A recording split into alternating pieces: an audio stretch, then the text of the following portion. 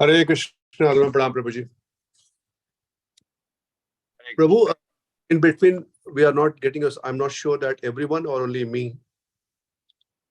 Your voice is not audible, Prabhu, in between. It is not audible actually. Maybe due to internet connection or connectivity issue. Is it okay now? Yeah, but not very clear. I can hear now. I can hear, Prabhu. It's audible now. Okay. It's audible. Okay. In case, Are you using mic? Are you using headphones, something like that, Prabhu? No, nothing, na? No, bro. You want me to use the headphone? That is much better, right? No, abhi to theek aa raha, abhi theek hai, it's okay. But in between, when you were singing this Radha Madhav, Okay. I think most of it we could not hear. But abhi theek hai. Abhi sun pa rahe hain. Okay. So, welcome to all the devotees, and we are very, very fortunate to have today with us on this today's Saturday evening program is guest Vaibhav Prabhu. हम सभी प्रभु जी से बहुत परिचित हैं.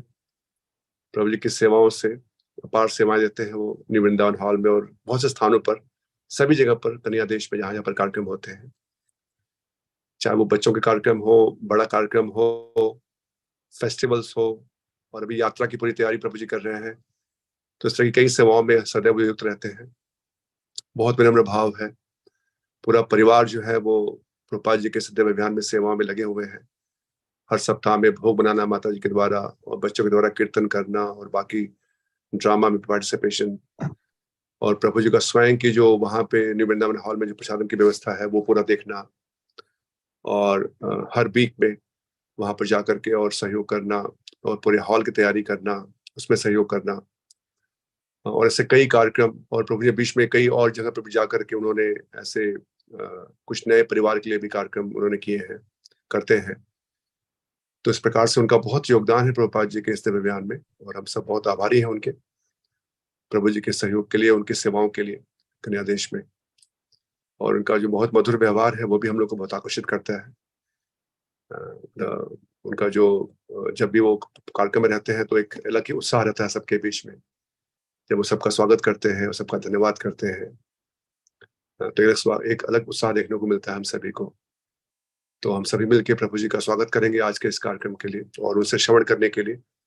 वो बहुत व्यस्त है, उनके ऑफिस में भी बहुत व्यस्तता है, लेकिन फिर भी उन्होंने ये विनती स्वीकार की आज की क्लास के लिए. हम उनके बहुत आभारी हैं प्रभु जी के. तो हम सब मिलकर प्रभु जी का स्वागत करेंगे भगवान के नाम का आश्रय लेते हुए. आज 9वें अध्याय पे भगवद गीता पे हम श्रवण करेंगे उनसे. हरे कृष्णा कृष्ण कृष्ण हरे हरे, हरे राम राम राम हरे हरे. वैभव प्रभु जी आपके संभव हो पाएगा हिंदी में भी बोलना प्रभु? Yes, Prabhu. If you can जय हो. kindly help me. जय. I would request you to kindly help me in translating in English, in Hindi, Prabhu. So. अच्छा, ओके प्रभु जी, ठीक है. थैंक यू प्रभु जी. हरे कृष्ण. तो सर्वप्रथम जितनी मुझे हिंदी आती है, मैं सबसे पहले तो हिंदी में थोड़ा बोलूँगा और बाद में फिर इंग्लिश जिसमें बहुत ज़्यादा कंफर्टेबल हूँ उसमें मैं क्लास लूँगा. तो सबसे पहले तो सबको मेरी आवाज़ सबको सुनाई दे रही है? जरा प्लीज़ बताइएगा अगर कुछ प्रॉब्लम है या कुछ नेटवर्क प्रॉब्लम्स है तो अभी बता दीजिए ताकि फिर मैं अपना स्थान चेंज कर पाऊँ. अभी ठीक है प्रभु. Now it's audible. Okay, thank you. So सर्वप्रथम मैं अपने शिक्षा गुरु श्रीमान ब्रजप्रकाश प्रभु और शिक्षा गुरु श्रीमान यशोमती नंदन प्रभु, श्रीमान वसंत प्रभु, श्रीमान कृष्ण परमानंद प्रभु, श्रीमान रंजो कृष्ण प्रभु, श्रीमान अर्जुन कृष्ण प्रभु, इन सारे सदस्यों को नमन करके जितने भी हमारे भक्तगण हैं उनके चरणों में वंदन करके मैं आज का जो भगवद गीता का जो श्लोक मैं चाहूँगा. और सबसे पहले तो मैं ये विनती करता हूँ आप सबसे कि कृपया करके आप मुझे आपका आशीर्वाद दीजिए ताकि मैं कुछ बोल पाऊँ. और ये जो भी मैं आज बोल रहा हूँ ये मेरी कोई क्वालिफिकेशन नहीं है, ये मैं श्रील प्रभुपाद के जो भी उनके पर्पट है, उनके जो भी उन्होंने वाणी कोट से मैंने इसको छान के निकाल के अपनी बुद्धि से जो नहीं है मेरे पास वो मैंने थोड़ा बहुत करके वो ये आज का क्लास बनाया है. और ये जो पूरा जो क्लास है वो मेरे लिए है, खुद के लिए, खुद की शिक्षा के लिए है. और फिर से एक बार मैं धन्यवाद प्रकट करता हूँ आपके सबके चरणों में. हरे कृष्ण. श्रील प्रभुपाद की जय। तो आज का भगवत गीता जो है वो 9.7 अभी इंग्लिश में बोलना चाहूँगा ताकि मेरी हिंदी में धीरे धीरे सुधारने की कोशिश कर रहा हूँ, पर इतनी ज़्यादा कॉन्फिडेंस नहीं आई है। पर नेक्स्ट क्लास या अगली क्लास अगर मिलता है तो फिर मैं हिंदी में प्रयास ज़रूर करूँगा। तो 9.7 आज का क्लास है, कॉन्फिडेंशियल नॉलेज। सर्वभूतानि कौन्तेय प्रकृतिं यान्ति मामिकाम् कल्पक्षये पुनस्तानि कल्पादौ विसृजाम्यहम्। सर्वभूतानि कौन्तेय प्रकृतिं यान्ति मामिकाम् कल्पक्षये पुनस्तानि कल्पादौ विसृजाम्यहम्। Word by word meaning. Sarvabhutani, all created entities. Kaunteya, O son of Kunti. Prakritim, nature. Yanti, enter. Mamikam, my. Kalpaksha, at the end of the millennium. Punha, again. Thani, all those. Kalpadav, in the beginning of the millennium. Visarjami, create. Aham, I. Translation. O son of Kunti, at the end of the millennium, all material manifestations enter into my nature.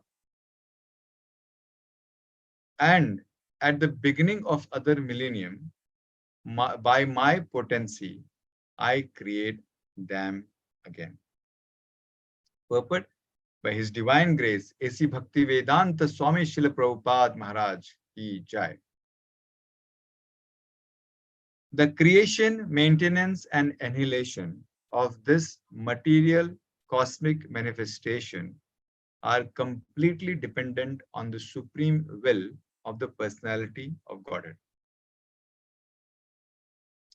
At the end of the millennium means at the death of Brahma. Brahma lives for 100 years and his one day is calculated at 4,300,000,000 of our earthly years. His night is of the same duration. His month consists of 30 such days and nights, and his year of 12 months. After 100 such years, when Brahma dies, the devastation or annihilation takes place. This means that the energy manifested by the Supreme Lord is again wound up in himself. Then again, when there is a need to manifest the cosmic world, it is done by his will, Bahushyam. Although I am one, I shall become many. This is the Vedic aphorism mentioned in Chandogya Upanishad 6.2.3. He expands himself in this material energy and the whole cosmic manifestation again takes place. So this is what is mentioned in English. His Grace Vrish Prakash Prabhu, I would request you to kindly translate that in Hindi if you can, please. Sure. तो हिंदी में अनुवाद और तात्पर्य जैसी भक्ति वेदांत स्वामी श्री प्रभुपाद जी के द्वारा श्री प्रभुपाद की जय। हे कुंती पुत्र, कल्प के अंत होने पर सारे प्राणी मेरी प्रकृति में प्रवेश करते हैं और अन्य कल्प के आरंभ होने पर मैं उन्हें अपनी शक्ति से पुनः उत्पन्न करता हूँ। तात्पर्य, इस दृश्य जगत का सृजन, पालन तथा संहार पूर्णतया भगवान की परम इच्छा पर निर्भर है। कल्पक्षय का अर्थ है ब्रह्मा की मृत्यु होने पर ब्रह्मा 100 वर्ष जीवित रहते हैं और उनका एक दिन हमारे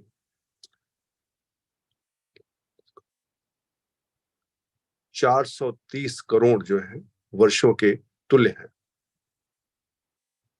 रात्रि भी इतने ही वर्षों की होती है।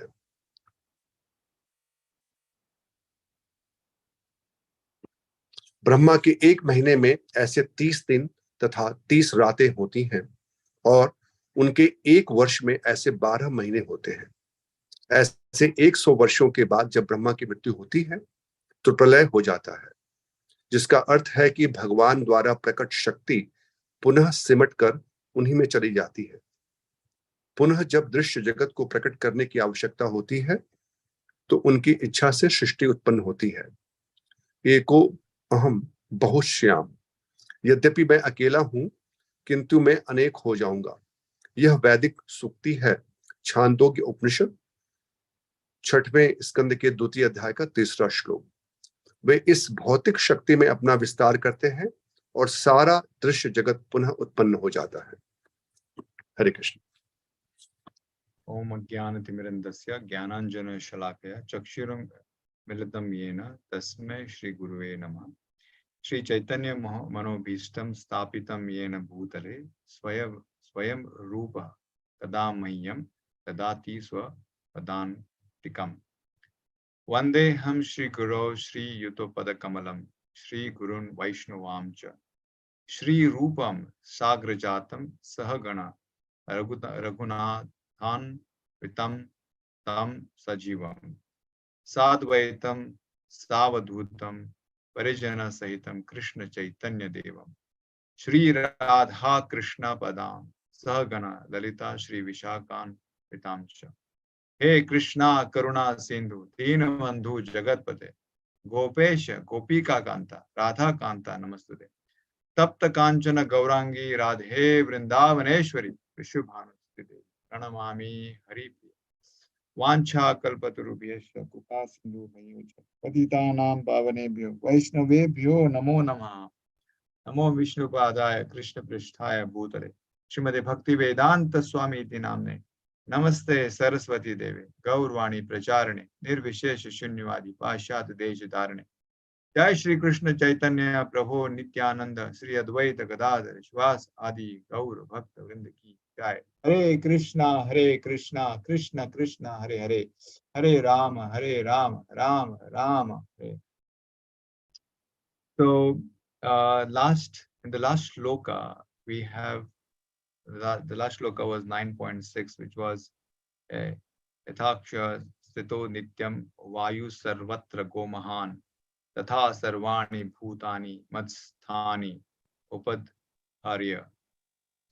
So Srila Prabhupada says in this particular shloka, translation, understands that as the mighty wind blowing everywhere, rest always in the sky, all created beings rest in me. तो जैसा कि हमने पिछले सप्ताह में 6वें श्लोक का अध्ययन किया था, जिसका अनुवाद इस प्रकार से है कि जिस प्रकार सर्वत्र प्रवहमान प्रबल वायु सदैव आकाश में स्थित रहती है, उसी प्रकार समस्त उत्पन्न प्राणियों को मुझ में स्थित जानो। So he says, yatha akash sthita nityam vayu. The air is situated in the sky. Everyone knows it, that the air is passing or blowing within the sky.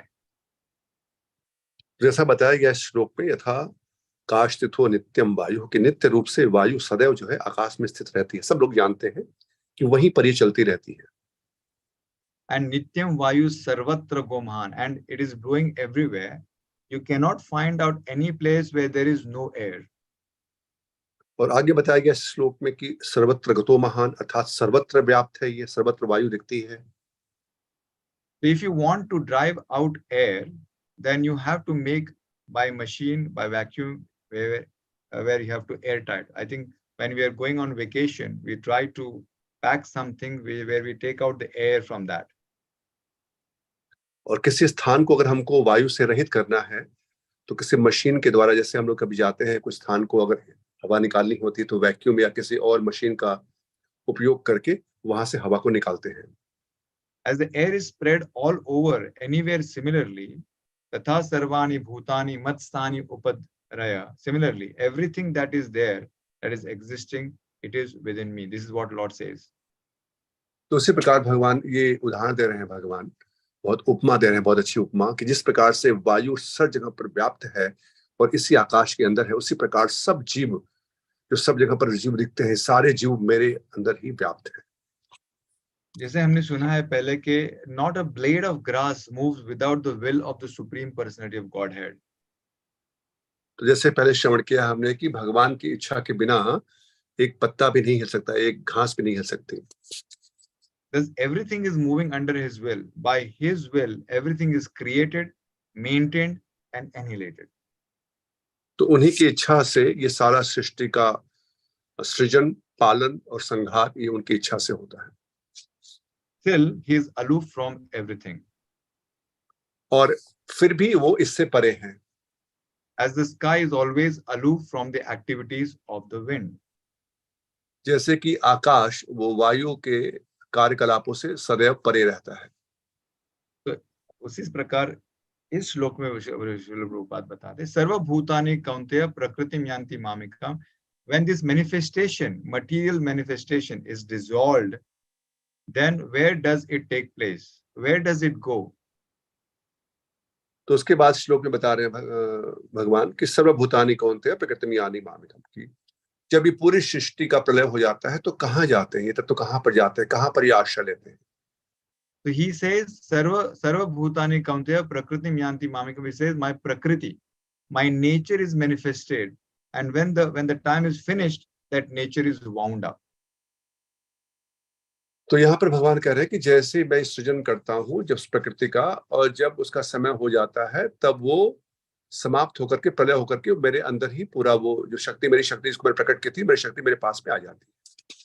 And kalpakshay punastani kalpado visrajamaham. In this way, at a certain interval, his material manifestation is exhibited, and again it is wound up. तो कल्प का क्षय होने के पश्चात जो अभी हमने श्रवण किया, उस कल्प के क्षय होने के पश्चात वो पुनः रात्रि में वो सारे जीव जो है, सारे तत्व वो भगवान के पास में आ जाते हैं. So this is the synopsis of what we have heard last time by His Grace Krishna Paramananda Prabhu, and what we have for this particular week's shloka. ये है पिछले वाले श्लोक जो हमने श्रीमान कृष्ण परमानंद से श्रवण किया था, और इस श्लोक के बीच का जो तारतम्य है वो इस प्रकार से है. So now, taking some threads from various different purports of Srila Prabhupada, I would like to start with Srimad Bhagavatam 6.16.22, which is the title as Prescribed Duties of Mankind. In that Srila Prabhupada translation, it says, as pots made completely of earth are situated on earth after being created and transformed into earth again when broken. This cosmic manifestation is caused by the Supreme Brahman, situated in the Supreme Brahman, and annihilated in the same Supreme Brahman. Therefore, since the Supreme Lord is the cause of Brahman, let us offer our respectful obeisances to him. तो छठवें स्कंद के 16वें अध्याय में श्रीमद् भागवतम में किसी श्लोक में बताया गया, जहां पर कि मनुष्यों के निहित कार्य बताए गए हैं. तो वहां पर बताया गया कि जिस प्रकार से जो मिट्टी का बर्तन होता है वो मिट्टी से ही उत्पन्न होता है, मिट्टी में ही रहता है और बाद में मिट्टी में ही मिल जाता है समाप्त होने के पश्चात. उसी प्रकार से सारे जीव जो ब्रह्म से उत्पन्न होते हैं, जो परम ब्रह्म से, और परम ब्रह्म के अंतर्गत ही वो सुखी सर्वव्यापी है, वहीं पर रहते हैं, और प्रलय होने के पश्चात भी वहीं पर विराजमान रहते हैं, उसी में मिल जाते हैं. इसीलिए ऐसे परम ब्रह्म जो भगवान की विभूति है, मैं उनको सादर प्रणाम करता हूँ. In Srimad Bhagavatam Canto 8, 8.3.3, where Srila Prabhupada has mentioned the purport, and he has taken the reference of Bhagavad-Gita 9.4. In this, he says, the Lord says, Maya tatam idam sarvam jagat avyakta murtina.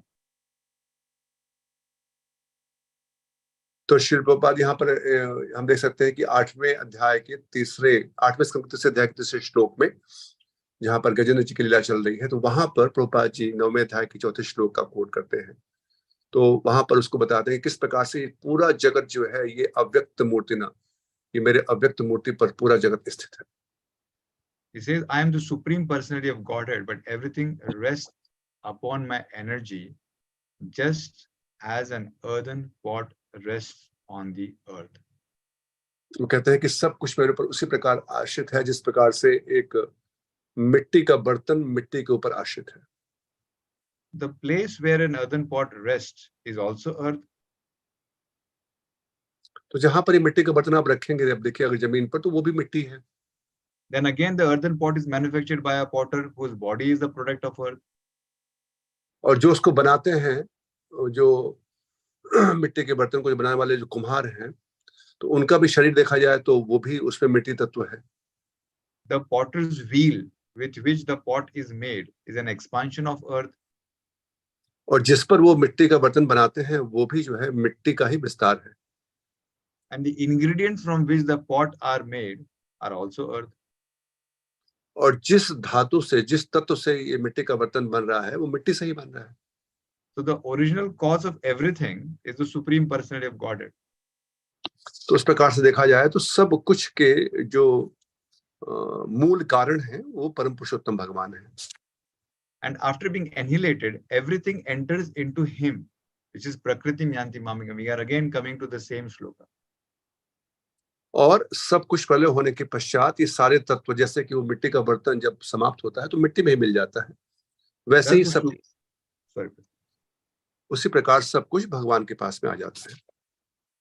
Thus the Supreme Lord, the personality of Godhead, Lord Sri Ramchandra, Lord Sri Krishna, is the original cause of everything. तो इसलिए भगवान श्री कृष्ण श्री रामचंद्र जो परम पुरुषोत्तम भगवान है वही मूल कारण है। Again, Srila Prabhupada mentions here the living entities are part and parcel of the Lord, and there are two varieties.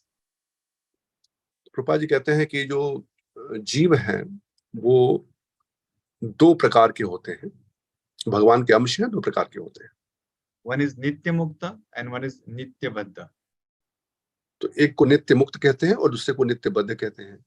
So the Nitya Muktas are eternally liberated souls, and they are eternally engaged in the reciprocation of transcendental loving service of the Lord in his eternal abode, which is beyond the manifestation and mundane creation.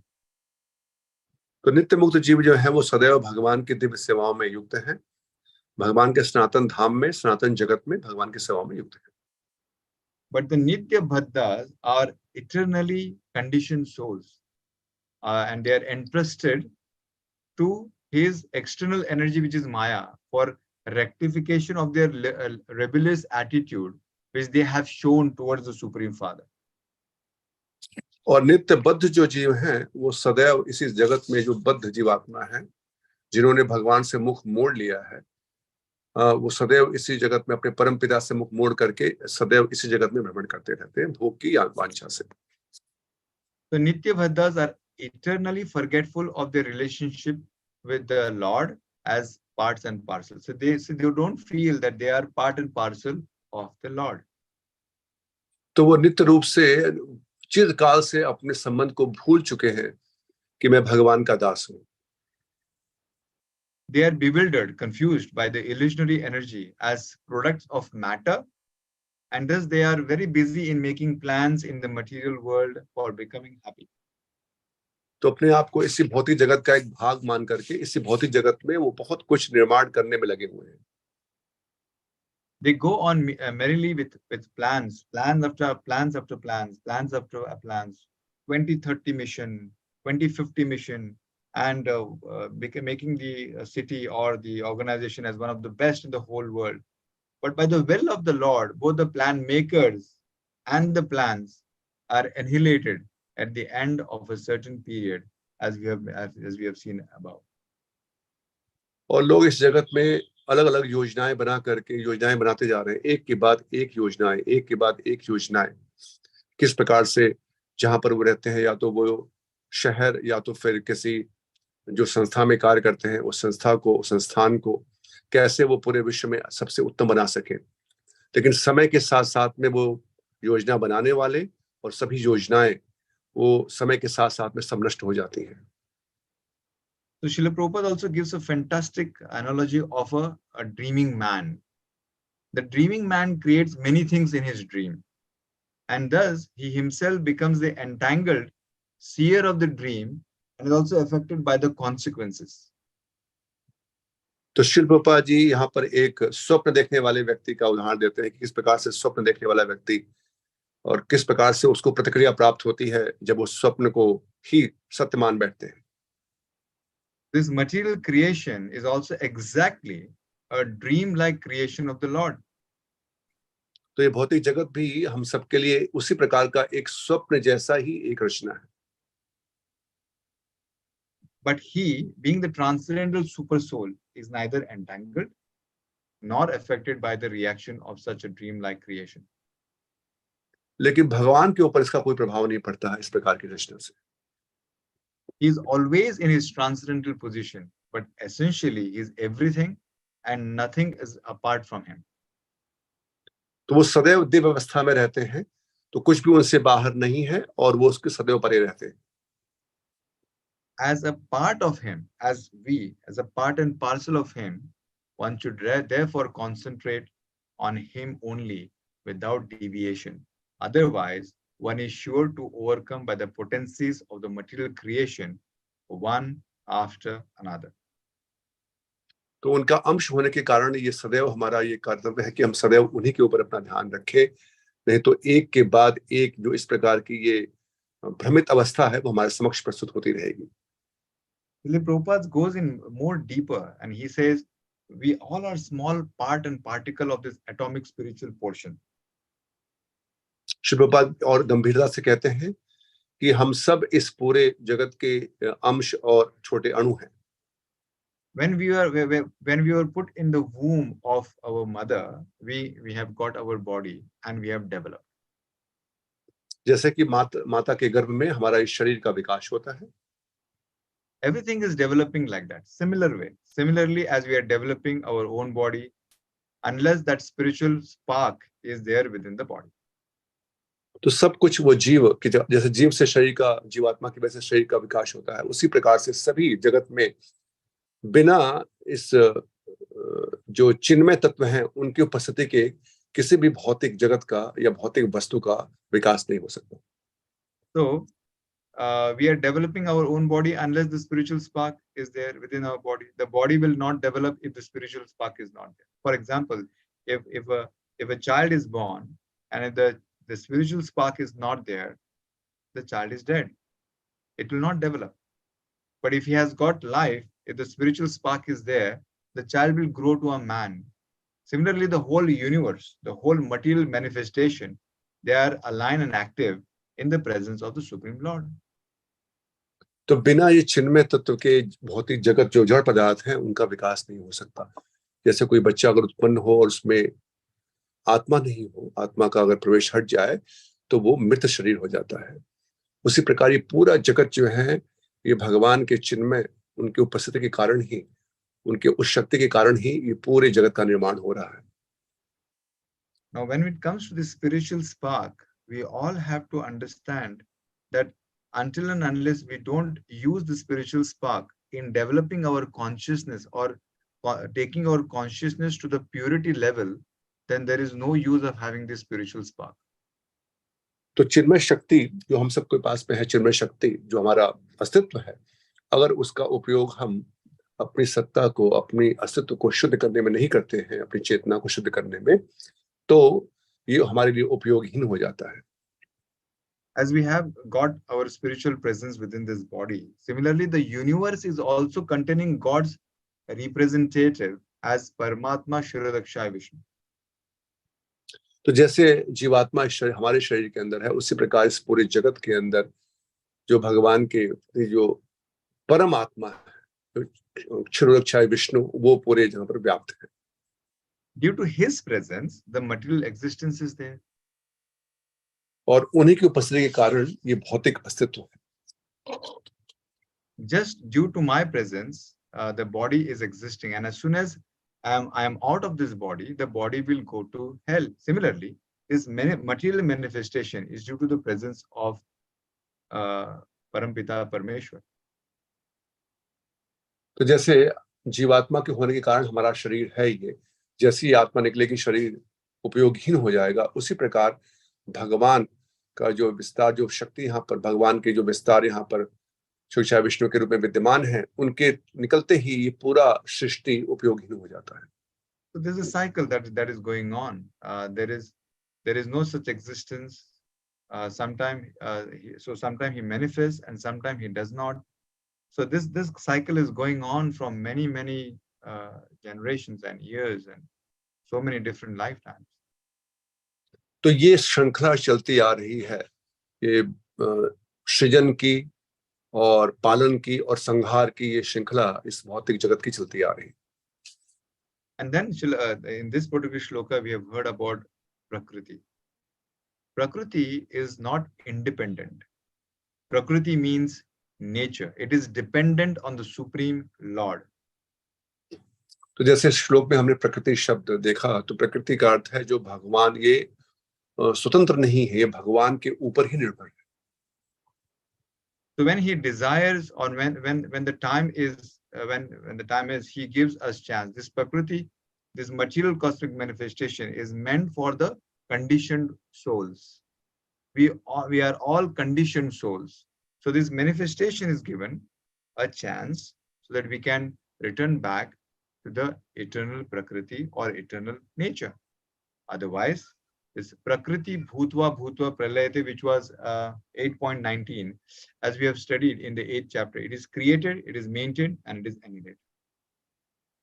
तो ये प्रकृति जो है, ये सृजन होता है, पालन होती है और इनका नाश होता रहता है, जब तक कि हम अपने इस चिन्मय आत्मा को, जब हम चिन्मय चेतना को विकसित करके और इस जगत से हम आध्यात्मिक जगत में जाने का प्रयास नहीं करते, तब तक इसी जगत में, इसी श्रृंखला में हमें रहना पड़ेगा.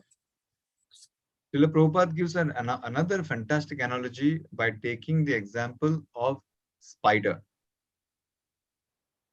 श्री प्रभुपाद जी एक और भी बहुत अच्छा उदाहरण देते हैं, एक अच्छा उदाहरण देते हुए, वो जो मकड़ी होता है. So just like the spider makes a cobweb from his saliva. He can work. Please go ahead. So the spider makes a cobweb from his saliva. He can work. He knows how to work on it, and again he can wound it up. तो जैसे मकड़ी होती है, मकड़ी अपने, देखिए, अपने खुद के लार से ही वो पूरा जाल बनाती है, तो उसका बाद में वो समेट भी सकती है, उसको ये भी पता है कि कैसे उसको वापस पुनः बनाना है. That is a practical example Srila Prabhupada mentioned. Similarly, the material nature, here is the point of creation. The energy is conserved, energy is never lost. But this Prakriti, this material nature, is not eternal, it is temporary. The same example, the spider, suppose it is eternal, but the cobweb made by the spider, that is not eternal.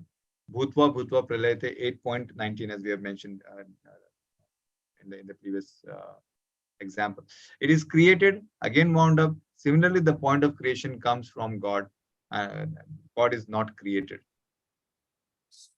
तो ये बहुत व्यवहारिक उदाहरण दिया श्री प्रभुपाद जी ने, किस प्रकार से मकड़ी जो है अपने जाल को बना करके फिर वो उसको समेट लेती है, फिर जाल बनाती है.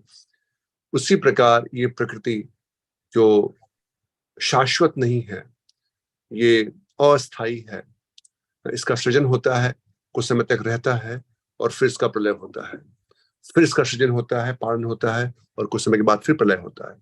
तो इस प्रकार से ये नियमित अंतराल में इनका सृजन और संहार होता रहता है. So nobody has created God. God has created this. तो किसी ने भगवान की उत्पत्ति नहीं की है, परंतु भगवान ने सबकी उत्पत्ति की है. So in the sleeping stage, another example, in the sleeping stage, we forget ourselves, right? We are wandering in dream. We are going on different planet or a different places altogether. We forget that we are this body, the bodily circumstances, everything we forget. As soon as we are awakened, we remember everything. तो सुप्तावस्था में हम सब भूल जाते हैं, और सुप्तावस्था में जब हम लोग कोई स्वप्न देखते हैं, तो हम उस स्वप्न में अपने आप को सोचने लगते हैं कि मैं वहां पर हूं, कल्पना कर लेते हैं.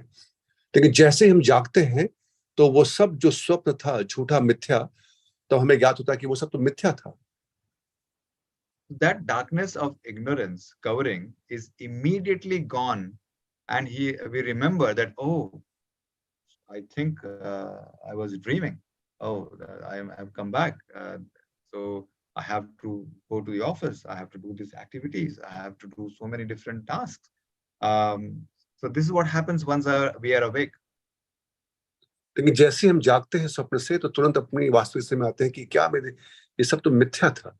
अब तो मुझे अपना जो वास्तविक कार्य करना है, मुझे ऑफिस जाना है, मुझे ये कार्य करने हैं. तो जो हमारे सामान्य कार्य हैं वो हम अपना करना शुरू करते हैं. Similarly, in the dormant stage after annihilation, living entities, we as living entity, we forget everything. Just like at night, we are forgetting everything of these bodily activities. And again, during daytime, we are forgetting everything of the night dream. And this is what is going on. तो इसी प्रकार जब ये संहार होता है, अल्प होता है, सॉरी प्रलय होता है, प्रलय के पश्चात पुनः जीव जब आते हैं, तो जैसे रात्रि का हम भूल जाते हैं कि रात्रि में हमारा शरीर हम बिल्कुल शरीर को भूल जाते हैं, सुबह होते ही फिर अपने कार्य में लग जाते हैं, तो वैसे ही ये सृजन और पालन और प्रलय के पश्चात उसी प्रकार के स्थिति प्रकट होगा. So when this millennium will be ended at the end of Brahma's life, at that time the living entities will stay in the body of Mahavishnu. तो इसी प्रकार ये जो प्राकृतिक प्रलय जब होता है, जब ब्रह्मा जी का पूरा जीवन का जब अंत होता है 100 वर्ष का, तो उसके पश्चात सारे जीव के साथ में ब्रह्मा जी वो सब लोग वो महाविष्णु के शरीर में प्रवेश करते हैं.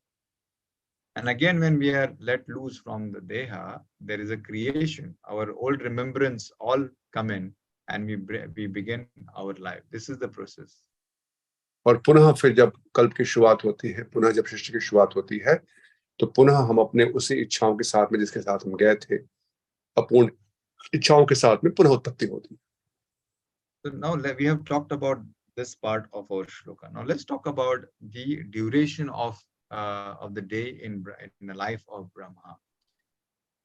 तो ये हमने एक भाग जो है श्लोक का ये देखा, और अब देखते हैं कि किस प्रकार से कितनी अवधि होती है ब्रह्मा जी के दिवस की. So we would like to definitely go back to a wonderful shloka from Srimad Bhagavad-Gita, which is 8.17. तो 8वें अध्याय के 17वें श्लोक में भगवत गीता में इसका वर्णन किया गया है. ब्रह्मा जी के जो युग है सहस्र युग पर्यंतम, सहस्र युग पर्यंतम आहार यद ब्राह्मणो विदु रात्रिम युग सहस्रंतम te ho ratra vidho janaha. So here Srila Prabhupada says in his translation, by human calculation, 1,000 ages taken together in the duration of Brahma's one day, and such also is the duration of his night. तो इस प्रकार से 8वें अध्याय में बताया गया किस प्रकार से भगवान बता रहे हैं कि ब्रह्मा जी के जो आयु है वो 1000 चतुर्युग, इतने दिवस का उनका दिन होता है, और इतने समय का और इतनी अवधि की इनकी रात्रि भी होती है, जो मानवीय गणना के अनुसार 1000 युग चतुर्युग मिला करके उनका एक 12 घंटे का समय दिन होता है, उतना ही रात्रि होता है. In our shloka, there was one word called kalpa. So what is this kalpa? Let's talk about that. तो यहाँ पर शब्द आया है कल्प. वो कल्प का क्या अर्थ है उसके बारे में हम जानेंगे. The duration of the material universe is limited. It is manifested in cycles of kalpas. So what is kalpa? Kalpa is just a day of Brahma. One day of Brahma is kalpa. तो कल्प जो है वो ब्रह्मा जी का एक दिवस है, दिन का समय. So Brahma consists, and this kalpa, they have 1,000 cycles of 4 yugas or ages. और 1000 चतुर्युग जो 4 युग हैं, उनको 1000 साइकिल, उनकी जो है 1000 श्रृंखला, वो मिला करके ये ब्रह्मा जी का दिवस होता है. So in this we have, as we all know, Satyuga, Treta Yuga, Dwapar Yuga, and Kali Yuga. तो ये 4 युग जो है सतयुग, त्रेता, द्वापर और कलयुग. So as we all know, Satyuga lasts for 1,728,000 years. तो जैसा कि हम जानते हैं जो सतयुग होता है वो कलयुग का 4 गुना, तो 17,28,000 वर्ष के आसपास. And then we also know Treta Yuga, which is 12,96,000 years. तो 12,96,000 जो है ये त्रेता की आयु है, 3 गुना कलयुग का. And Dwapar Yuga is 8,64,000 years. और कलयुग का 2 गुना जो है 8,64,000 वर्ष ये द्वापर युग का अवधि है. And Kali Yuga is 4,32,000 years. और 4,32,000 जो है ये कलयुग की आयु है. So altogether, if I sum this up, so these 4 yugas rotating 1,000 times comprise one day of Brahma, the creator God, and the same number comprise of night as well. तो इस चारों को अगर हम जोड़ देंगे तो ये कलयुग का 10 गुना हो जाता है। इतना अवधि होती है ब्रह्मा जी के दिन की, और इसके 1000, मतलब कलयुग का 10, उसके बाद 1000, ये होती है उनके दिवस, दिन की अवधि, और इतनी ही बड़ी उनकी रात्रि भी होती है। So Brahma lives 100 of such years and then dies. और इस प्रकार के एक दिन के हम 30 दिन करें, और फिर उसके बाद 12 महीने, और ऐसे 12 महीने का 1 साल, ऐसे 100 वर्ष ब्रह्मा जी की आयु होती है। So if I want to calculate by earth calculation, total it comes to 311 trillion and 40 million earth years. तो ये संख्या को बोलना कठिन है, इसको समझना भी कठिन है। इसको खाली हम लोग सुन सकते हैं कि 311 ट्रिलियन, इसमें इतने शून्य हैं कि उसको जोड़ना भी कठिन है। तो इतनी बड़ी आयु हो जाती है ब्रह्मा जी की हम लोग के समय के अनुसार। By this calculation, the life of Brahma seems fantastic, but from the viewpoint of eternity, it is brief like a lightning flash. तो हम लोग के परिप्रेक्ष्य में देखा जाए तो ये बहुत लंबी अवधि है, ऐसा लगता है। लेकिन अगर शाश्वतता के दृष्टिकोण से देखा जाए तो ये बहुत छोटा सा समय है, जैसे कि बादल में बिजली कड़कती है, बस उतना ही।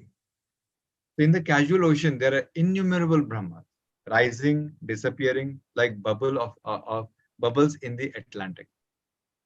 तो कारण सागर में जब भगवान महाविष्णु जब ऐसे ब्रह्मांड उत्पत्ति करते हैं तो अनंत ब्रह्मांड की उत्पत्ति होती है। जैसे कि लोग देखिए, जब इसमें जल में बुलबुले आते हैं, उस प्रकार से अखंड, मतलब अनंत ब्रह्मांड की उत्पत्ति करते हैं भगवान। So Brahma and his creation are all part of the material universe, and therefore they are in a constant flux, challenge. तो ब्रह्मा और उनका जो लोक है, ये जो इस भौतिक जगत की एक अभिव्यक्ति है, इसीलिए सदैव वो भी परिवर्तन के अधीन है। An advanced devotee or a perfect human being who is actually wise and learned cannot give up his service at the lotus feet of the Lord. तो जो एक वास्तविक बुद्धिमान व्यक्ति है, वो समझता है कि इस प्रकार के क्षणिक, चाहे वो कितना लंबा अवधि हो, फिर भी वो अस्थायी है। इसीलिए वो अस्थायी जीवन अर्थात भगवान के चरण कमलों की शाश्वत सेवा के बारे में विचार करते हैं। Because Brahma is afraid of death and constantly engages in the devotional service of the Lord. Similarly, all the Manus who appear and disappear during the day of Brahma are also engaged in the Lord's devotional service. तो ब्रह्मा जी स्वयं अपनी स्थिति से भयभीत रहते हैं और भगवान की सेवा में युक्त रहते हैं। और ब्रह्मा जी के एक दिवस में जो 14 मनु आते हैं, वो मनुगण भी भगवान की सेवा में युक्त रहते हैं। So Manu who appears and disappears during the so if you see in one day of Brahma, there are 14 Manus appear and disappears. तो ब्रह्मा जी के एक दिवस में 14 मनु जो हैं वो प्रकट होते हैं और अप्रकट होते हैं। So the first Manu is Swayambhuva Manu, and each Manu lives for 71 yugas, each consisting of some 4,320,000 years. Although the Manus have such a long lifespan, they still prepare for the next life by engaging in the devotional service of the Lord. तो जैसे 14 जो मनु आते हैं, आप देखिए अगर ब्रह्मा जी के एक दिवस में, तो हम लोग और 1000 जो चतुर्युग हैं उसको हम लोग डिवाइड करेंगे तो हमको 71 चतुर्युग का समय आएगा। वो भी बहुत लंबा समय है। 71 चतुर्युग का समय एक मनु का समय होता है। इस प्रकार से 14 मनु हैं, तो वो जाकर के फिर लगभग 999,000 के आसपास होते हैं। तो ये बहुत लंबी अवधि है। मनु के जो उनका जीवन काल है वो बहुत लंबी अवधि है। So in the material universe, just to conclude this part of Brahma's life, in the material universe, not even Brahma is free from the process of birth, old age, disease, and death. तो जैसे भगवान ने बताया गीता में कि आप ब्रह्म भुवन ना लोग, कि भगवान जो ब्रह्मा जी हैं उनके लोग तक, वहां तक भी वो लोग इस पुनर्जीवन या जन्म मृत्यु जरा व्याधि इससे परे नहीं है। However, is directly engaged in the service of the Supreme Lord in the management of this universe. Therefore, he at once attains liberation. हालांकि वो भगवान की साक्षात सेवा में इस सृष्टि की सेवा में युक्त हैं, इसलिए निश्चित रूप से ये उनको साक्षात मुक्ति प्राप्त हो जाती है उनकी सेवा काल के पश्चात. Even when the Lord speaks to Uddhava, when we're talking about the Brahma's lifespan, there is a wonderful shloka that comes in Srimad Bhagavatam 11.12.11. The translation goes like this: Dear Uddhava, all those nights that the gopis spent with me, they are most dearly beloved in the land of Vrindavana, seem to them to pass in less than a moment. Bereft of my association, however, the gopis felt those same nights dragged on forever, as if night were equal to a day of Brahma. तो 11वें स्कंद में भगवान उद्धव से कहते हैं कि उद्धव, जब भगवान की रासलीला होती है गोपियों के साथ में, जो समय होता है वो एक रात्रि का जो समय होता है, वो भगवान के, जो कि आध्यात्मिक जगत में सब कुछ समय और स्थान, वहां पर कोई बाधा नहीं है, तो वो उनको ऐसा प्रतीत होता है कि वो पूर्व ब्रह्मा जी के एक दिवस के, एक कल्प के बराबर है. अर्थात इतने लंबे समय तक भगवान का संग उनको प्राप्त हो रहा है. Even Lord himself says in Bhagavad-Gita 8.16, from the highest planet in the material world down to the lowest, all are places of misery, wherein repeated birth and death takes place. But one who attains to my abode, O son of Kunti, never takes birth again.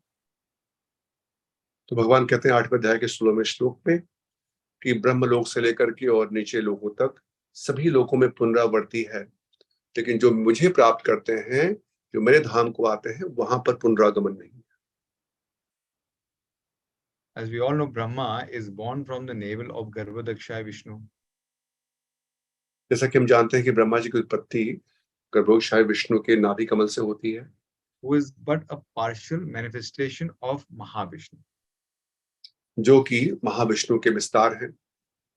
Countless universal resides like seeds within the skin's pores of Mahavishnu, and when he exhales, then all are manifest.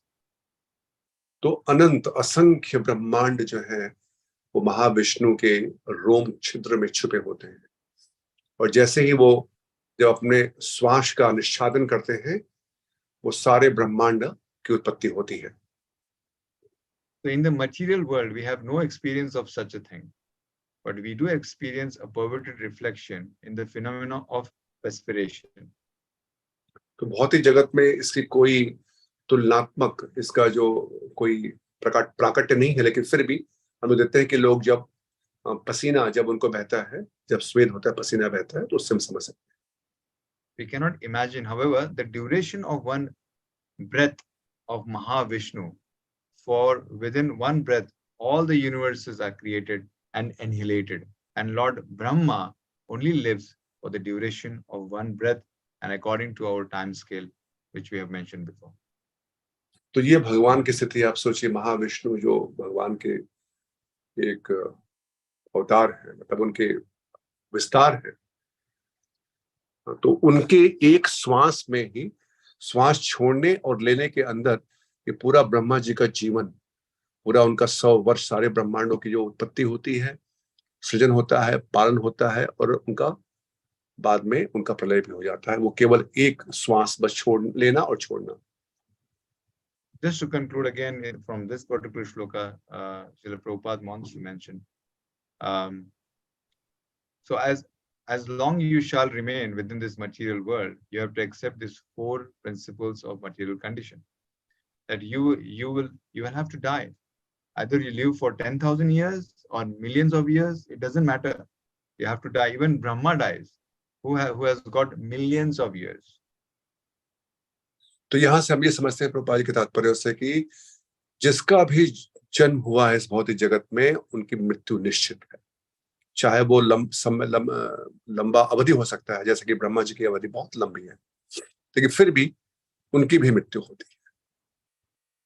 And in the previous purport we have heard, the cause of the creation is called Mahatatva, or total material energy, and it effect is the creation itself.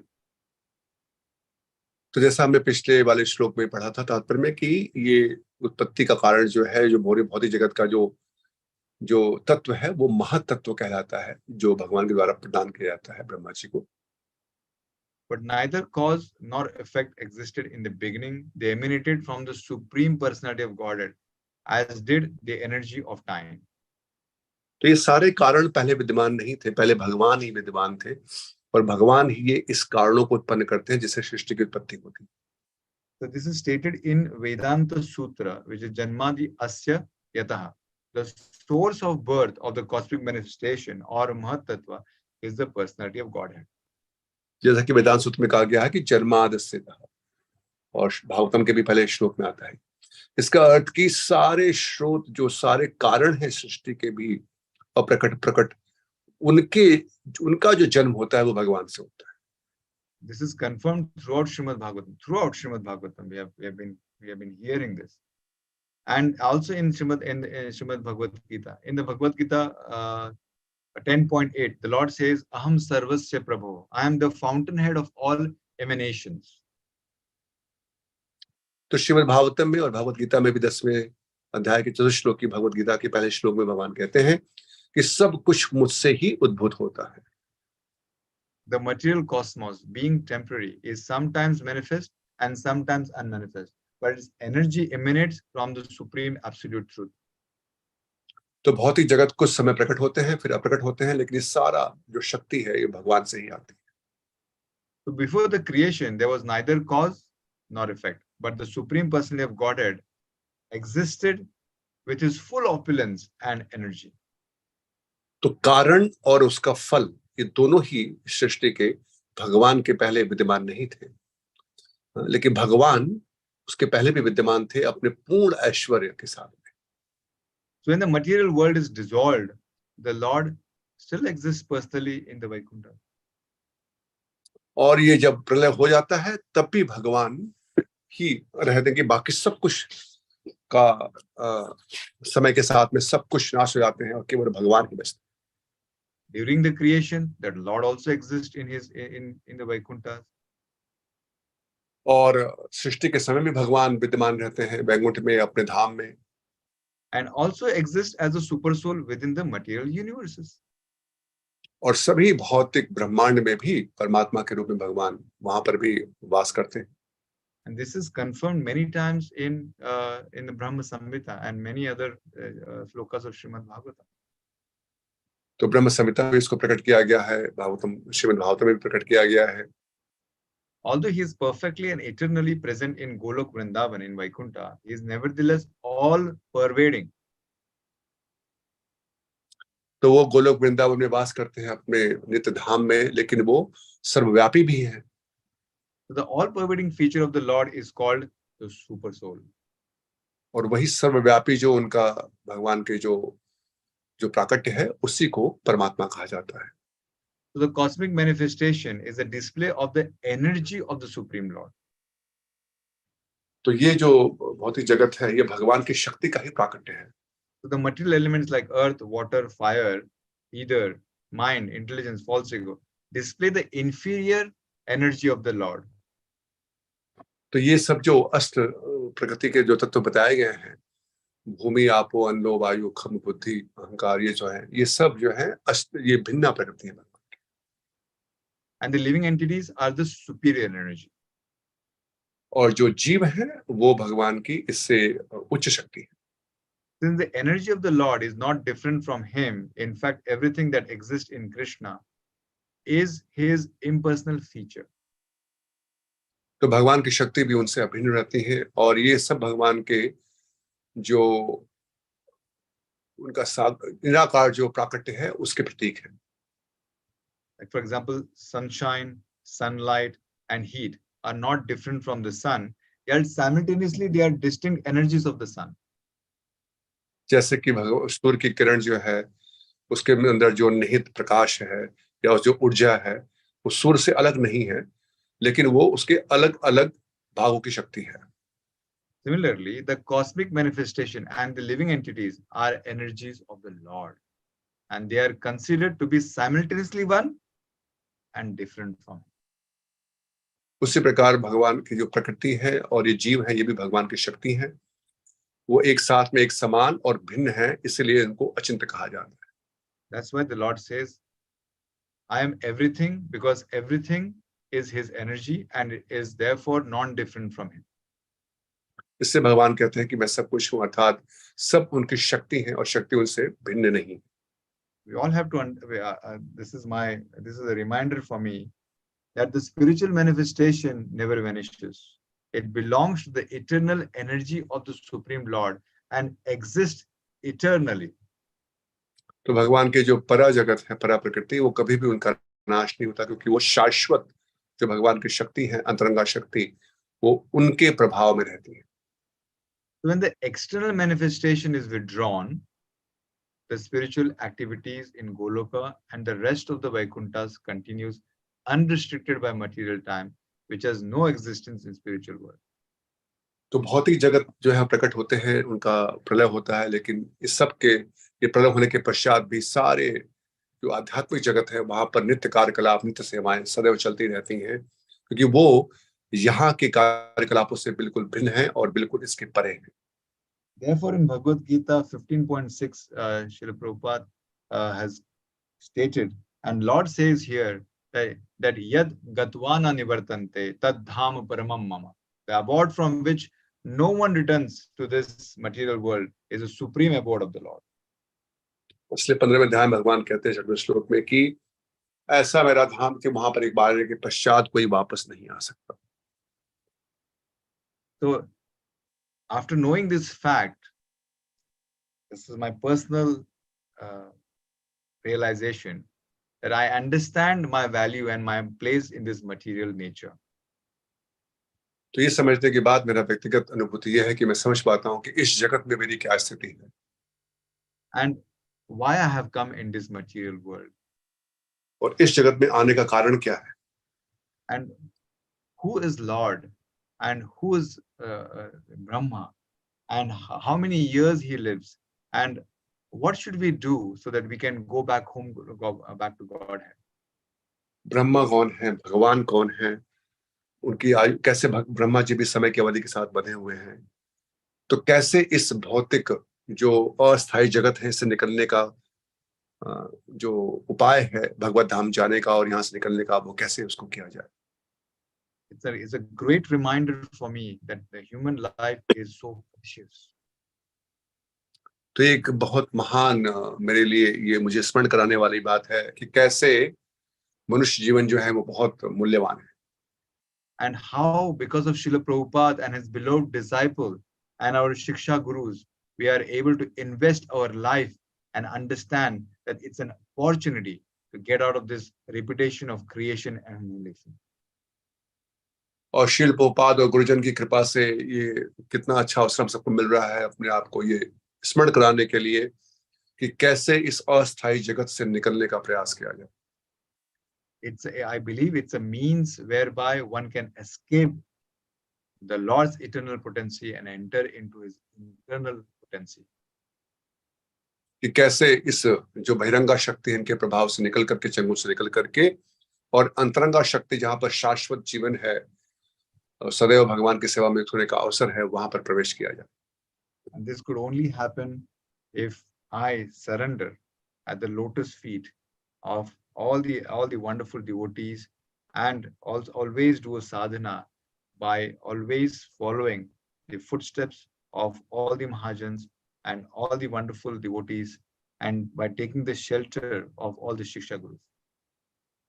तो ये तभी संभव हो पाता है जब हम लोग जो महाजन है उनके पद चिन्हों पर चलते हुए जो साधना की पद्धति बताई गई है इस पारंपरिक, इस प्रामाणिक संप्रदाय में, शिक्षा और दीक्षा गुरुओं के निर्देशन का पालन करते हुए जब हम इन नियमों का पालन करते हैं और बड़ी गंभीरता से इस पर चलने का प्रयास करते हैं, तब ये संभव हो पाता है। And this could only happen by keeping your consciousness pure and by chanting a very special Maha Mantra Hare Krishna, Krishna Krishna, Hare Hare, Hare Rama, Rama Rama, Hare. और ये तभी संभव हो पाता है इस कलयुग में विशेष रूप से अपनी चेतना को शुद्ध रखते हुए, जब इस कलयुग में विशेष वरदान जो प्राप्त है हम सबको भगवान के पवित्र नाम, इस महामंत्र का हम लोग आश्रय लेते हुए ये स्थिति प्राप्त करते हैं। Thank you once again. I would like to humbly bow down to all your lotus feet for giving me an opportunity to serve Srila Prabhupada and giving me an opportunity to get an instructions from these work so that I can definitely follow and do my sadhana sincerely so that I can purify the consciousness and also make the maximum of this human form of life that has been given to me by the Lordship.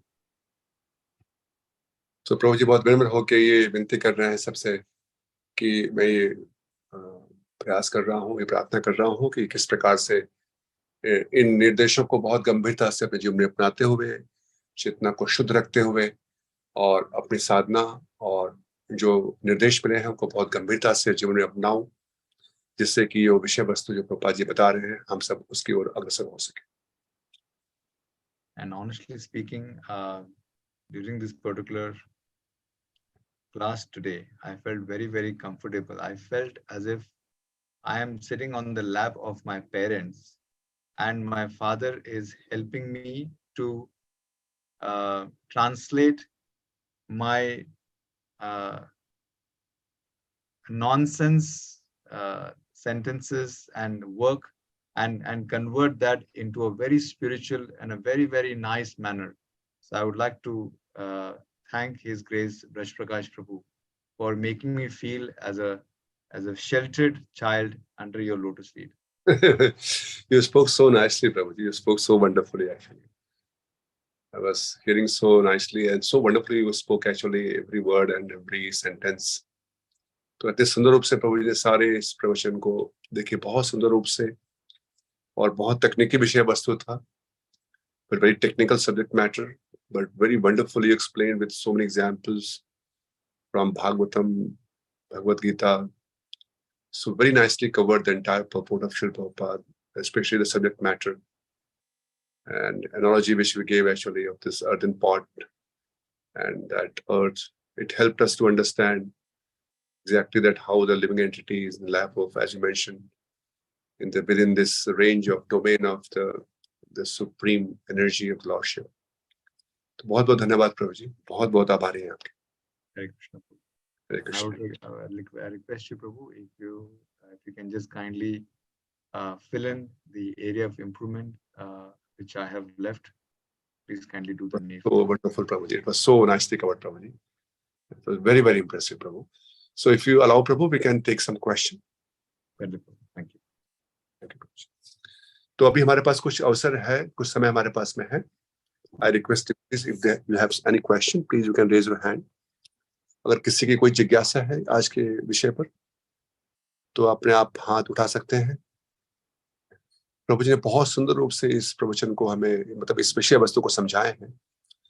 आज के श्लोक को ब्रह्मा जी के जीवन को लेते हुए ये पूरे सृष्टि की रचना, उसका प्रयोजन क्या है और कितना ये स्थिति हमारी भयानक है यहाँ पर, जो अस्थायी स्थिति हमारी है, और कैसे इस अस्थायी स्थिति से हम लोग स्थायी स्थिति जो भगवान का शाश्वत धाम है वहां पर जाने का प्रयास भी कैसे हो. तो ये सब पूरा विषय वस्तु बहुत अच्छे रूप से समझाया गया है. फिर भी किसी की कोई जिज्ञासा है तो प्लीज आप पूछ सकते हैं. I would also request His Grace Yashomati Nandan Prabhu to kindly. Yes, no. Yashomati Prabhu is there. Is there? Yeah. If they want to add something. Always my inspiration. I would humbly request you, Prabhuji, please, if you can share some thoughts and help me to understand more from this particular class. Yashomati प्रभु जी, रणछोड़ कृष्ण प्रभु जी अपने आप को unmute कर सकते हैं प्रभु जी, please. Please Ranchhod Krishna Prabhu, please.